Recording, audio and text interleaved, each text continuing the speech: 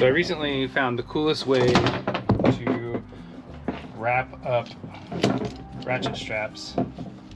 So you take your strap, and it doesn't even really matter where the long strap is, and then you just start wrapping it around itself, and then kind of want to set this out to a 90-degree angle like this, and then keep wrapping the strap around.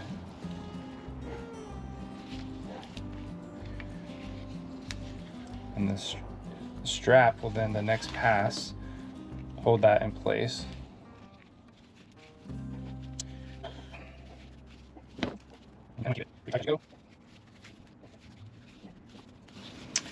And then when you get to the end, you just pull this around and it closes on itself. It creates a little hook, natural hook, and it keeps it from unwrapping. And then you can store it like this and it won't get all tangled up. It's great.